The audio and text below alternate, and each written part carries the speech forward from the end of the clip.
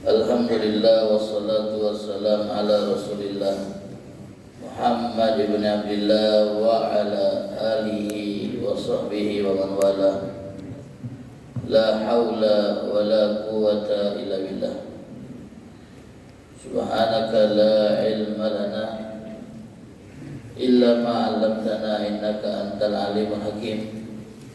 Rabbi shrah li sadri wa yassir li amri wahlul 'uqdatam min lisani yafqahu qawli wasaddid lisani wahdi qalbi bijahin nabiyyi wa alihi wa sahbihi.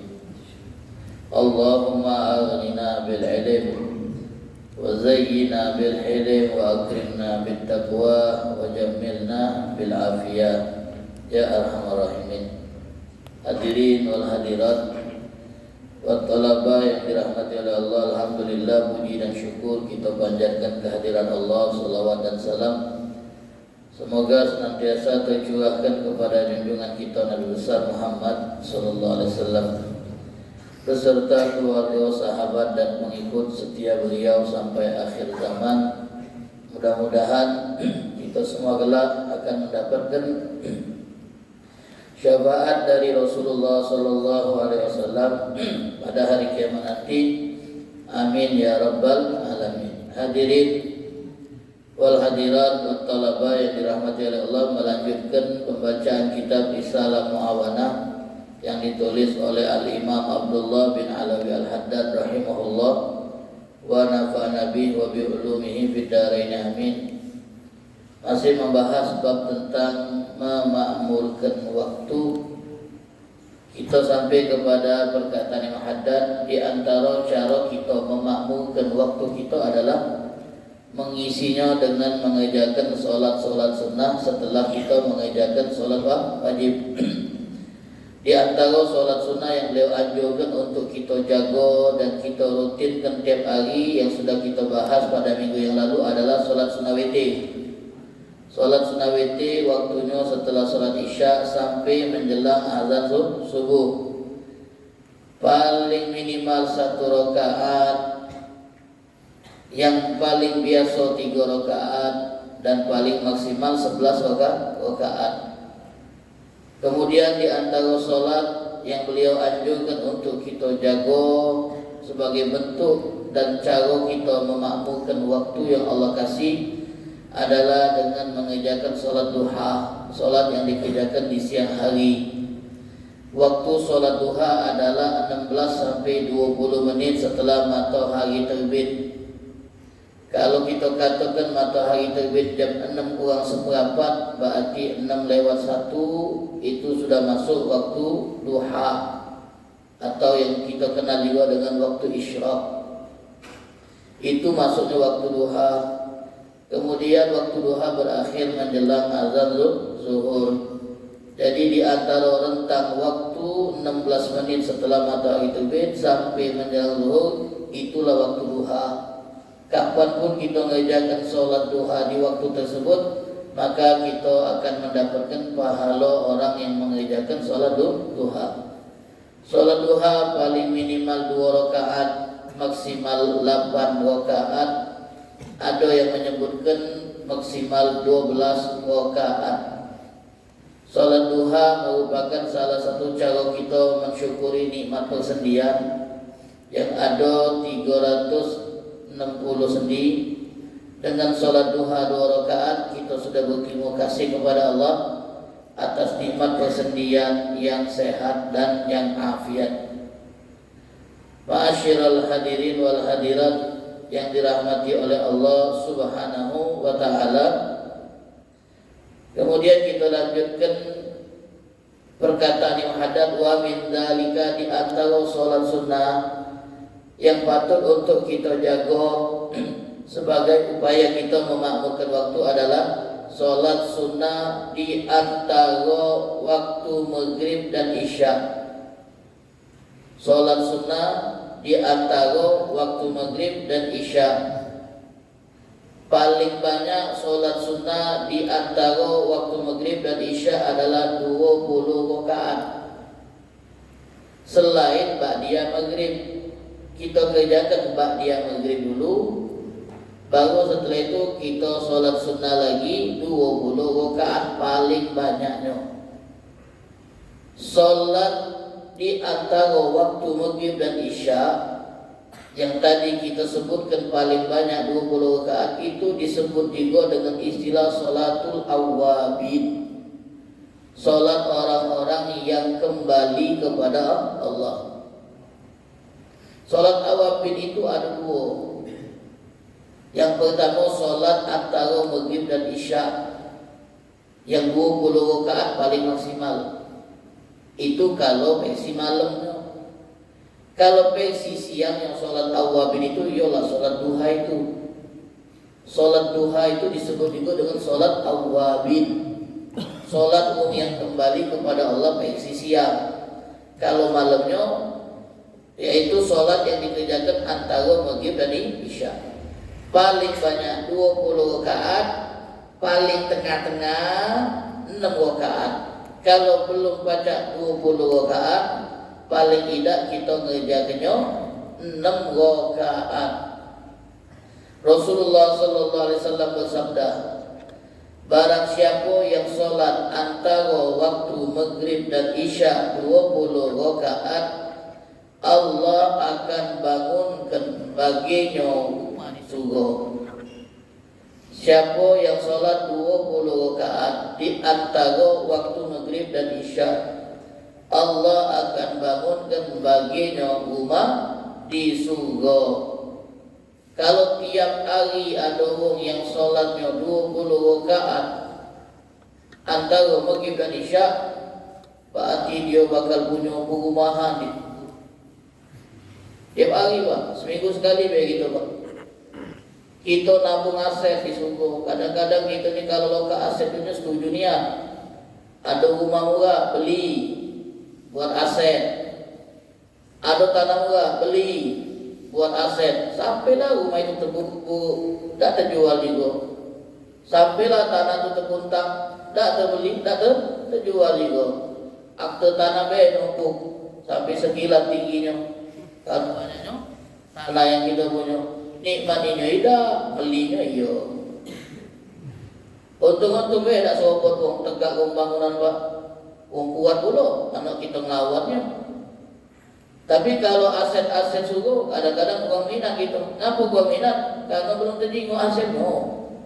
Suku masih lama gitu. Barangnya tak terjenguk pula. Tapi bagi orang yang beriman, justru janji tentang surga itu lebih menarik daripada janji-janji dunia.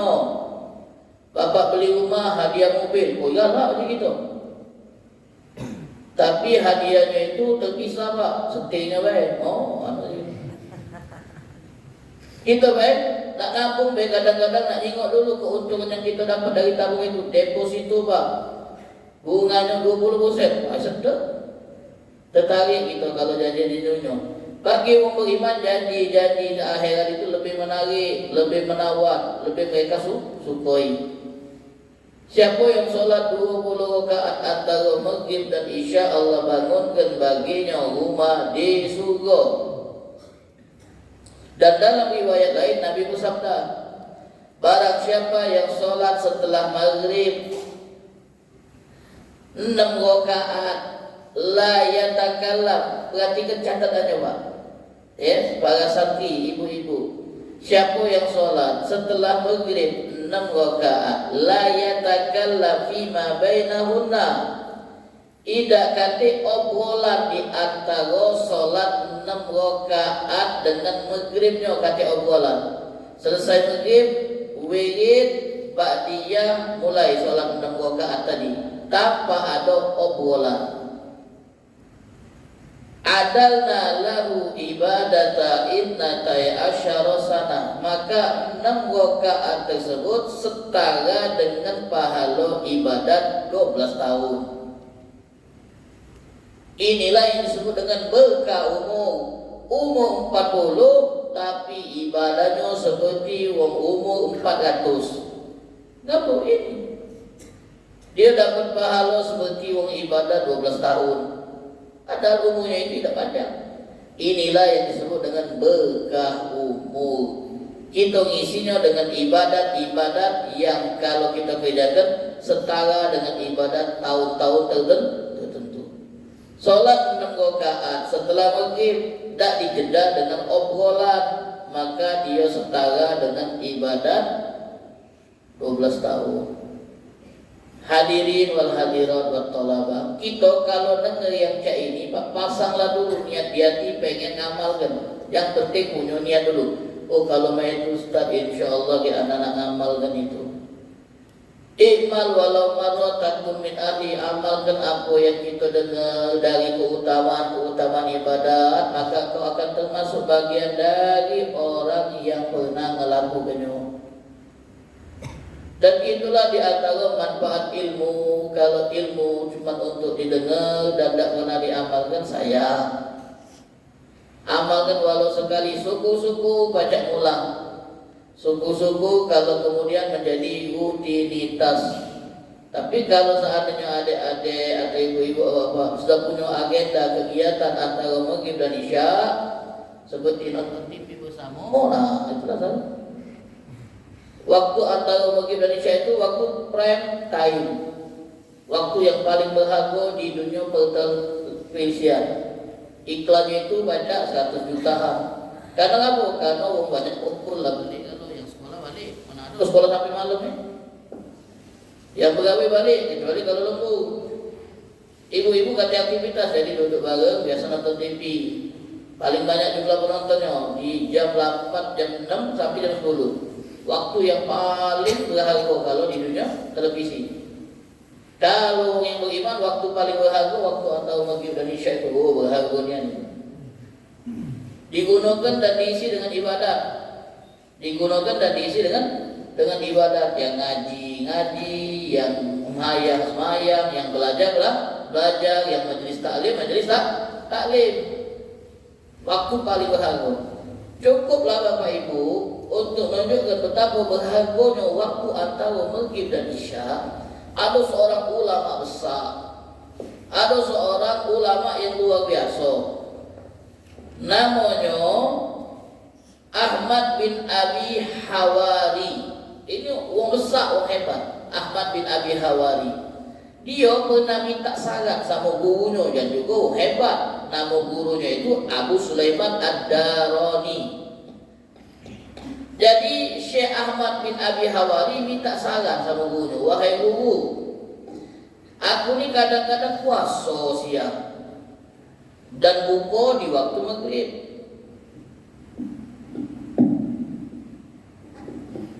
Nah, kalau aku puasa siangnya dan buka waktu maghrib, jadi waktu antara maghrib dan isya itu banyak terpakai untuk persiapan buka.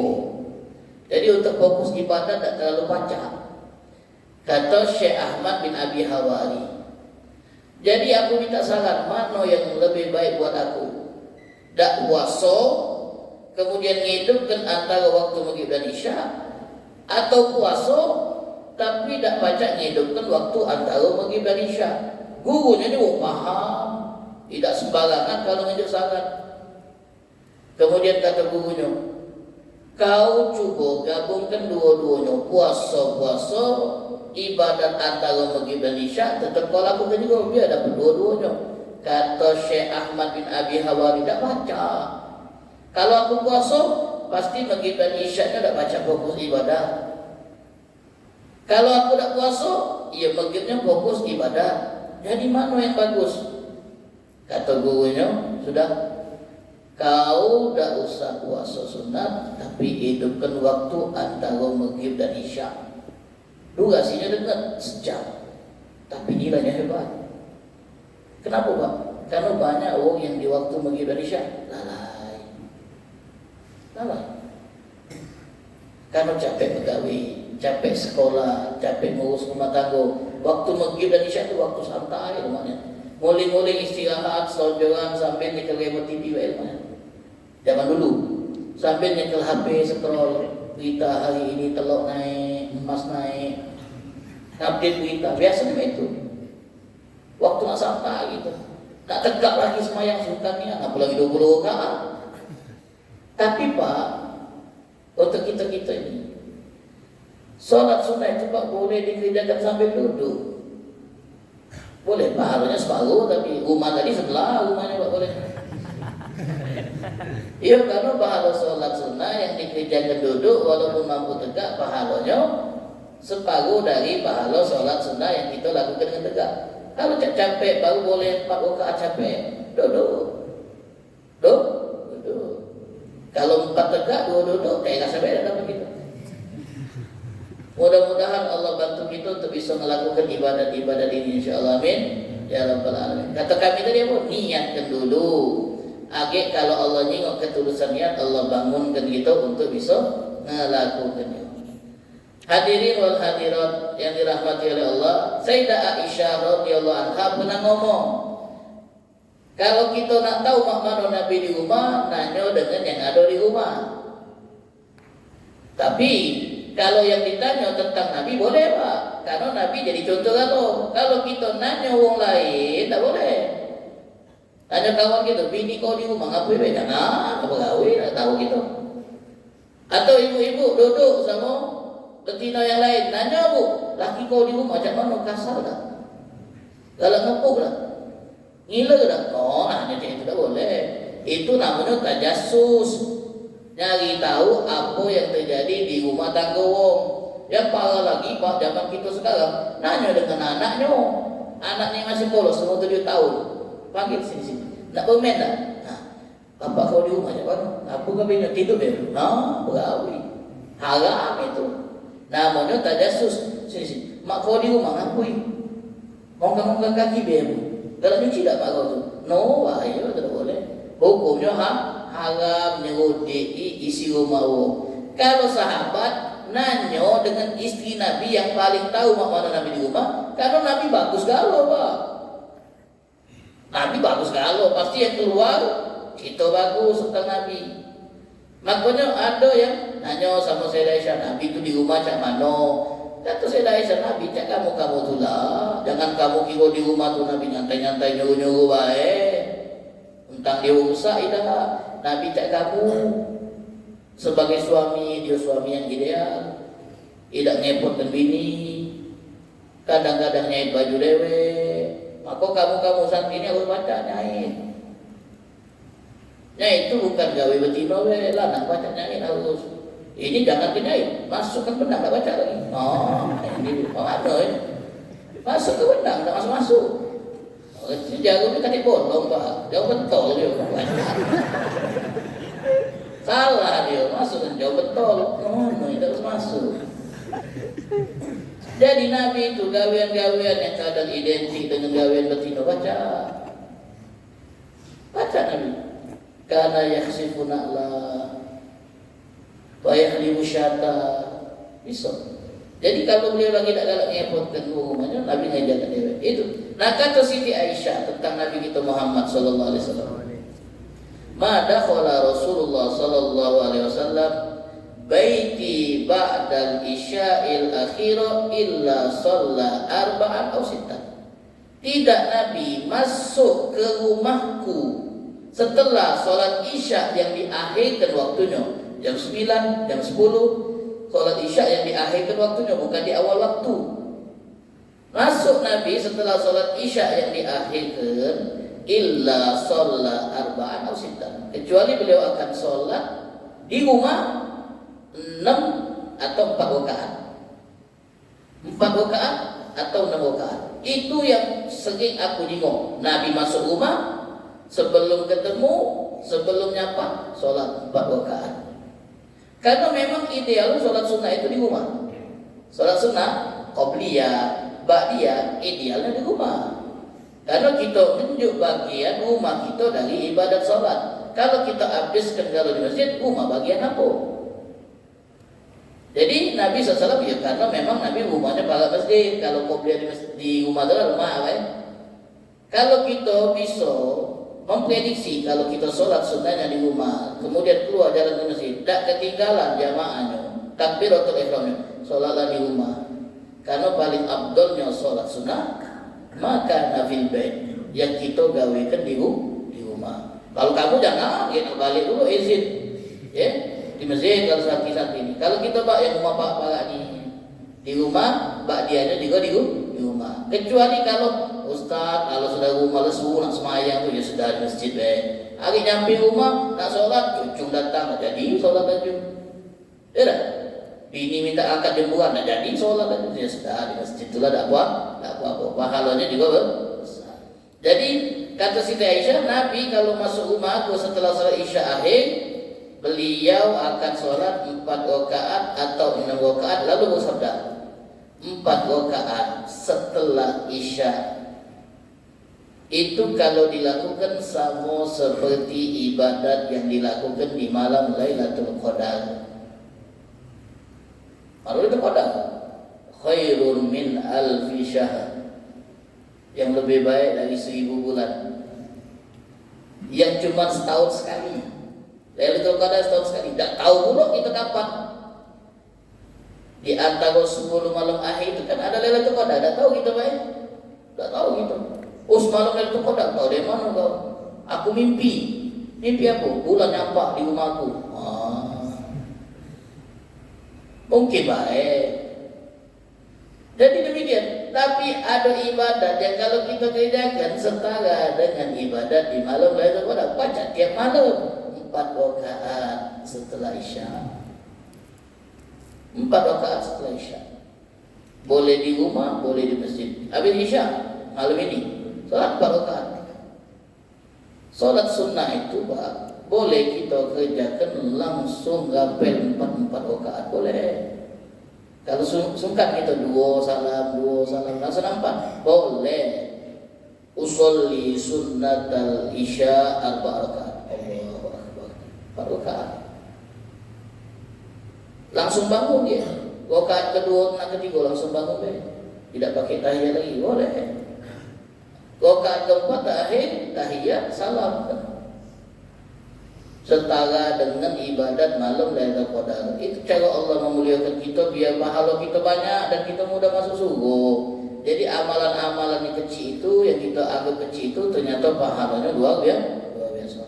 Kemudian Imam Haddad menasihat kita lagi sebagai upaya kita makmurkan waktu. Wa alaika bi salatil lail, hendaklah engkau mengerjakan solat malam.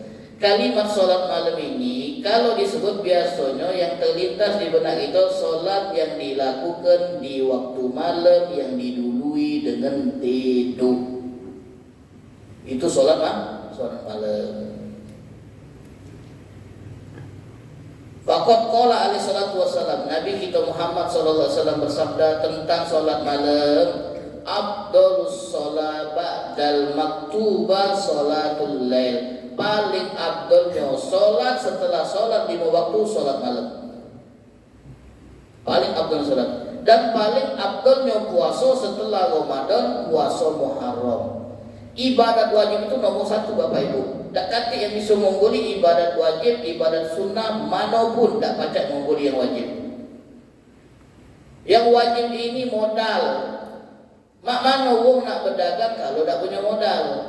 Ada wong yang banyak sunnah ninggalkan yang wajib, itu sama wong yang nak berniaga tapi tak katik modal. Main jual aku jual ayo aku beli. Pas wongnya nanya mana modal kau, mana barangnya, tak katik. Cuma imajinasi tak jadi wong, tak dapat apa-apa gitu.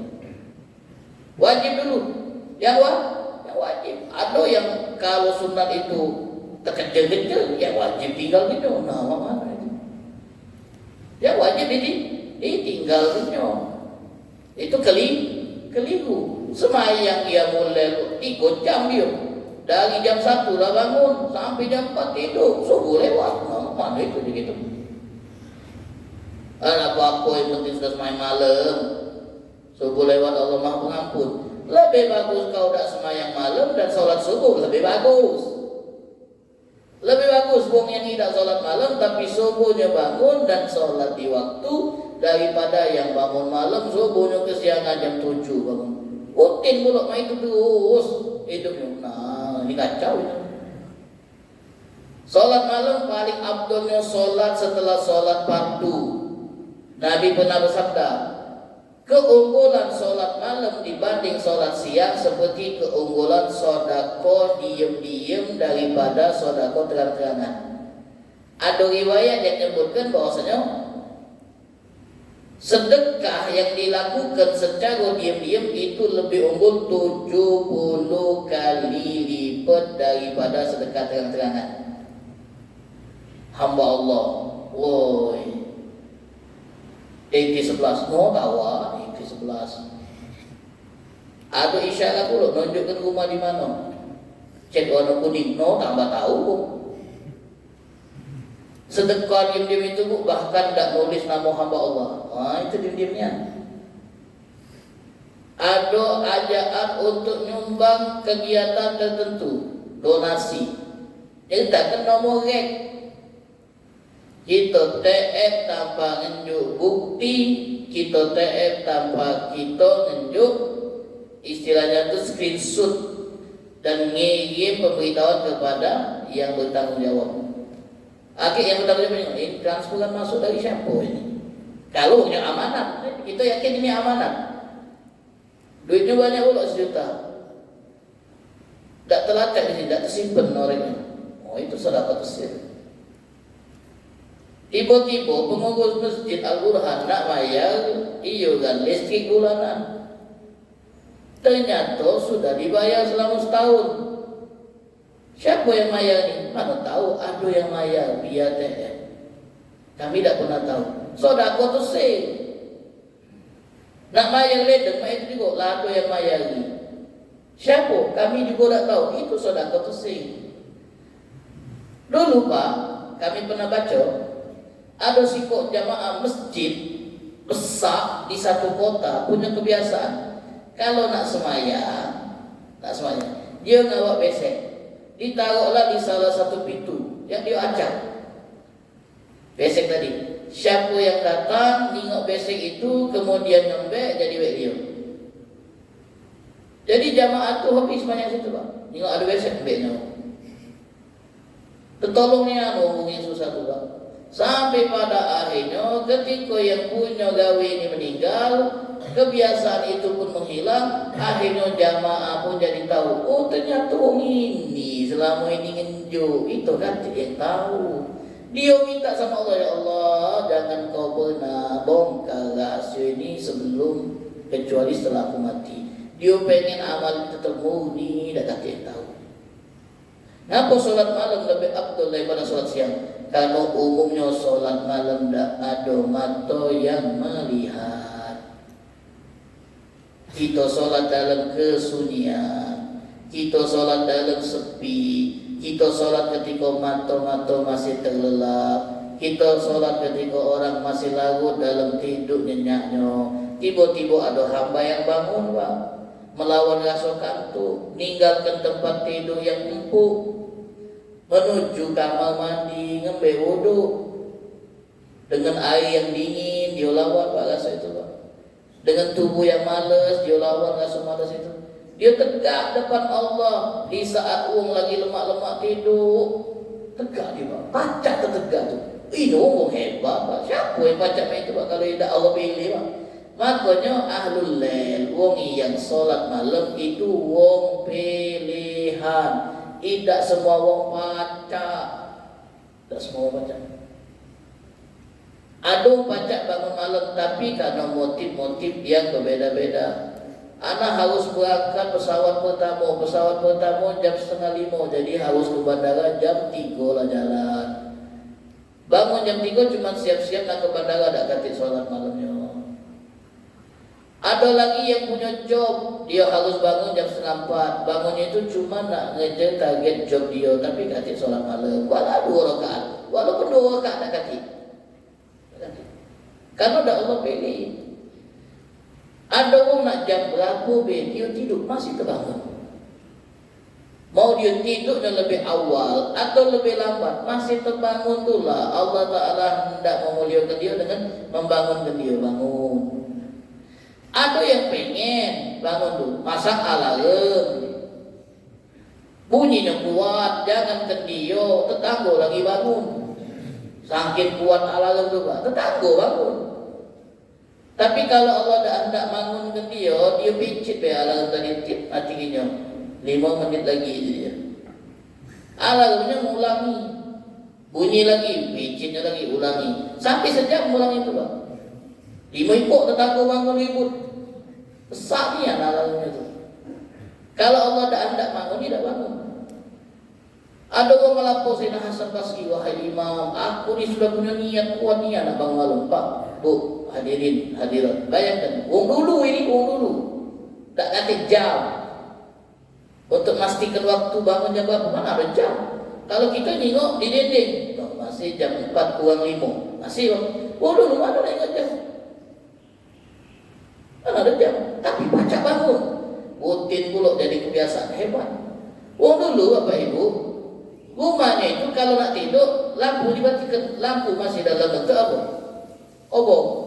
Api berapian, matikan. Gelap. Bangun tidur gelap-gelap, nak hidup ke dulu api. Repot ya. Baca. Orang dulu mana ada kamar mandi. Orang dulu mana ada kamar mandi. Tempat wudhu mana ada. Tapi baca dia. Hebat orang dulu. Hebatnya. Terbangun.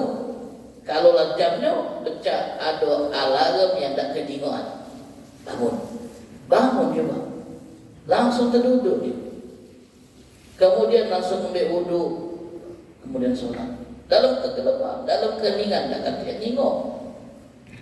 Bahkan ada orang Pak yang dia sholat malam, orang rumahnya tak tahu kalau dia itu ahlul lail. Orang rumahnya tak tahu kalau dia itu ahli tahajud. Istri tak tahu. Sampai ada yang pengen amalnya itu tak diketahui oleh orang lain, saking dia juga. Dia bangun dan sholat lama, kalau sudah menjelang subuh, di mana banyak bangun dia tidur. Dia kata orang dia itu tidak ngapa-ngapui semalaman, tidur. Padahal dia bangun duluan. Ahlul lail. Dalam hadis Nabi SAW bersabda, nanti pada hari kiamat, ketika manusia digiring ke mahsyar, dikumpulkan dalam satu padang yang luas, yang tidak berujung. Bayangkan dari zaman Nabi Adam sampai kiamat, dikumpulkan di satu area yang sama, luasnya luar biasa. Kemudian ada seruan yang menyeru, hendaklah orang-orang yang dulu meninggalkan tempat tidur untuk ibadah kepada Allah di malam hari bangun dan masuk surga tanpa hisab. Ada panggilan khusus untuk orang yang dulu galak meninggalkan tempat tidur karena Allah untuk tahajud, bangun dari lokasi, berjalanlah masuk surga duluan tanpa hisab. Dulu kamu capek-capek mengabdi sama Allah, sekarang kamu tak perlu capek-capek nunggu proses hisab. Masuklah dulu nikmat di surga, yang lain bela nunggu. Tapi ini bukan untuk orang yang cuma 2 hari tahajud, 2 tahun libur. Macam kita. Orang yang tahajudnya itu Pak, rutin sejak dia mulai sampai dia mengakhirinya dengan sakit atau mati.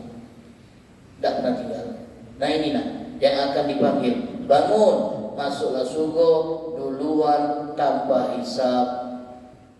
Yang lain dibiarkan nunggu di area mahsyar, yang lamanya itu khamsina alfasana, 50.000 tahun, setara dengan hitungan hari di dunia. Dialah nikmat-nikmat yang ada di surga Pak, lah tinggal di kamar-kamarnya, makan makanannya, dilayani oleh para wildannya. Sementara di sana masih orang berjibaku, berharap selamat dan masuk surga, sembari nunggu proses hisab yang rumit dan sangat ribet. Ahlul lail, luar biasa. Nah di sini, jadi wong yang sholat malam itu setara dengan wong yang sedekahnya diam. Nabi bersabda, alaikum bi qiyamil lail, hendaklah kamu bangun malam untuk sholat. Fa innahu da'us solihina qablakum, karena bangun malam itu kebiasaan wong soleh dari sejak zaman sebelum kalian. Wong soleh yang hidup sebelum era Nabi Muhammad itu kebiasaannya bangun malam. Biasa bangun malam. Lalu Nabi Pak, Bu, hadirin yang dirahmati oleh Allah, memberitahu kepada kita, apa faedah wong yang galak bangun malam tahajud. Kata beliau, solat malam itu mendekatkan diri kalian kepada Allah. Kalau kita pengen merasa dekat dengan Allah, solat malam. Hadirin wal hadirat, kita Pak, kalau dekat dengan wong yang punya power, wong yang punya duit, tenang hati kita. Oh tenang deh, aku punya kenalan, wong hebat. Urusan kita macam jadi mudah kalau dengan dia ni. Kita masuk wilayah ini baru kita masuk, tapi kita kenal wong yang paling berpengaruh di wilayah ini. Tenang kita masuk ke wilayah itu Pak. Tak ada rasa takut, tak ada rasa gundah, tak ada rasa khawatir. Kenapa? Kenal wong hebat yang ada di sana. Nak kemana kau? Nak merantau? Kemana? Sulawesi? Alah, ke jauhnya. Ngapain kau sana? Ada wong yang ngajak aku ke sana. Dia pengusaha, kaya raya, dia nyiapkan tempat, fasilitas apapun. Berani kita ke sana Pak. Tak takut kita, karena ada yang menjamin. Dekat dengan orang hebat, muat kita ini menjadi lebih tenang. Mana kalau dekat dengan Allah? Penguasa langit dan bumi, apa tak lebih tenang Pak? Di saat orang stres mikirkan dunia yang tak kelar-kelar ini Pak, ada orang tenang tak nak kata masalah dalam hidup dia. Apa? Resep kau bisa hidup setenang ini? Apa juga kawan-kawan yang lain tu cemberut lemas terus, bawaan stres. Apa kau pacak setengah ini? Aku tunjuk tahu kau, tapi kau jangan tunjuk orang lain. Karena aku ini dapat dari wong ni dan katanya tak boleh tunjuk tahu orang lain. Apa dia? Tak boleh tunjuk tahu orang lain. Tak boleh tunjuk tahu orang lain. Aku dipesan jangan tunjuk tahu orang lain. Maka aku tunjuk tahu. Qiyamul Lail. Oh, Qiyamul Lail. Bukan terkencing, semayang. Semayang. Walau 2 rakaat, kita terbangun Pak. Berarti Allah pengen kita dapat pahala. Mbeklah wuduk, solatlah 2 rakaat, qul huwallahu ahad, Allahus samad, lam yalid wa lam yulad. Rakaat dulu, qul huwallahu ahad, Allahus samad. Qul huwallahu ahad. Kalau baca dikit tidak terima. Belah 2. Tak apa-apa, penting solat dulu. Pemula Pak, pemula itu dikit-dikit dulu. Akhir lama-lama kita merasakan nikmat. 2 rakaat lebih panjang, nambah rakaat, akhirnya kita bisa sejam ibadat di malam hari. Apalagi itu santri yang hafal Quran, paling lemah. Momen pulang paling lemah itu di Qiyam. Paling lemahnya momen di Qiyam mulai pulang. Dan itu kebiasaan Nabi Muhammad SAW. Jadi wong yang bangun malam dekat sama Tuhannya, dekat sama Tuhannya. Kemudian wong yang bangun malam dosa-dosanya terampuni. Cuma dengan bangun malam sholat dosanya terampuni. Wong yang bangun malam akan tercegah dari buat dosa di siang hari. Wong yang galak bangun malam tidak maksiat di siang hari. Kalau dia maksiat siang hari, susah untuk bangun malam. Maka ada orang tanya sama saya, nasab kelas kita dengan ngaji kita. Wah Imam, akulah siap-siap nak sholat malam, lah nyiapkan tempat wudhu, lah nyiapkan istilahnya itu tempat untuk sholatnya. Kenapa dah terbangun juga? Kata Imam Hasan Basri, kau membelenggu dirimu di siang hari dengan dosa, maka kau sulit bergerak di malam hari untuk Allah. Lepaskan dirimu dari belenggu dosa, kau akan dibangunkan oleh Allah di malam hari. Tapi kalau siang maksiat susah untuk bangun malam.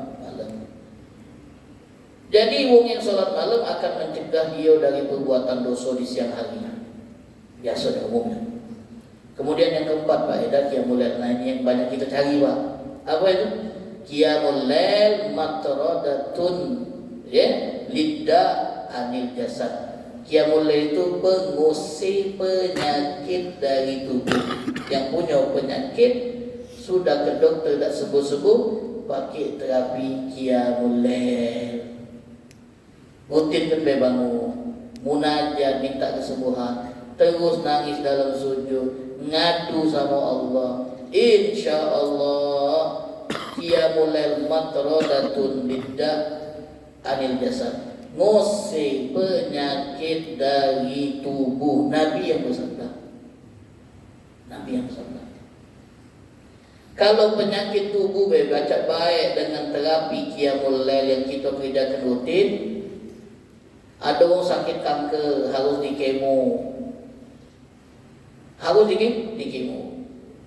dibantu juga proses kemoterapi tadi dengan Qiyamul Lail. Mudah-mudahan prosesnya lebih cepat.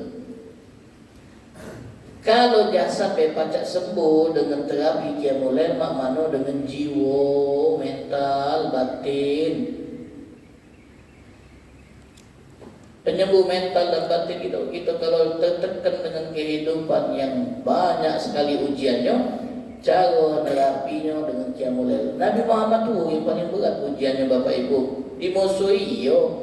Baik dimusuhi Pak. Bukan banyak salah. Kalau banyak salah dimusuhi wajar. Ada sikap sakti nakal dimusuhi wajar. Ini sakti rajin, tak banyak hal, apalannya banyak, disenangi dimusuhi, naik tak wajar. Iri berarti motifnya. Nabi itu paling baik manusia, dimusuhi. Kalau di periode Mekah itu hampir mayoritas musuh beliau, ganggu ketenangan beliau. Yang paling isu itu Pak, kalau batin kita yang diganggu. Kalau beret-beret dikit pacak baik, tapi kalau batin yang luka susah sembuh. Nabi menterapinya dengan apa? Dengan sujud di waktu malam. Makanya Nabi kuat mentalmu dengan segala gangguan dakwah yang beliau alami, baik fisik atau mental. Nabi tetap tegak, tidak goyah. Apa? Terapi qiyamul lail. Makanya di momen Mekah itu beritanya banyak berita solat malam. Ya ayyuhal muzammil qumil laila illa qalila nisbahu aw inqus minhu qalila. Periode Mekah belum ada solat 5 waktu kecuali 3 tahun sebelum Nabi hijrah. Jadi Nabi ngapui selama 10 tahun sebelum kita solat wajib qiyamul lail. Maka solat malam itu untuk Nabi pribadi wajib buat Nabi, karena terapi mental. Kalau kita ngaso tak tenang hidup ini terapilah dengan qiyamul lail.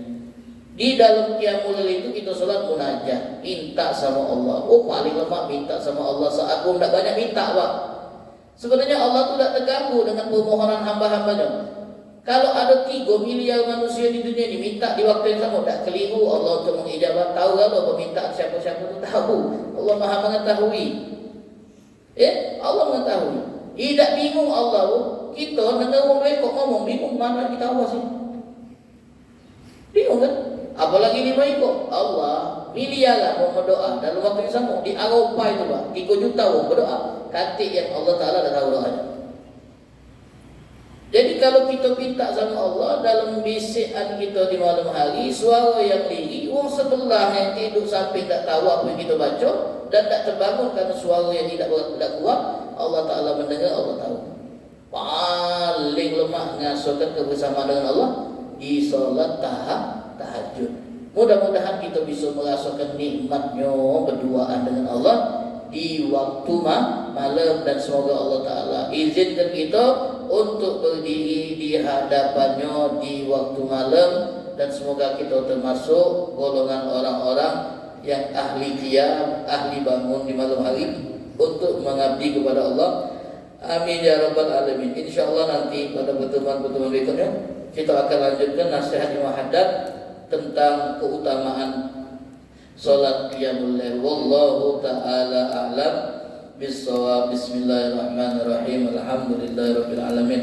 Allahumma shalli wa sallim ala sayyidina Muhammad wa ala ali sayyidina Muhammad. Allahumma hdina bi hudak waj'alna mimman yusari'u fi ridak wa la tuwallina waliyan siwak wa la taj'alna mimman khalafa amraka wa 'asab. Wa hasbunallahu wa ni'mal wakil. La haula wa la quwwata illa billahil aliyyil azim. Wa sallallahu ala sayyidina Muhammadin an-nabiyil ummi wa ala alihi wa sahbihi wa sallam. Walhamdulillahi rabbil alamin.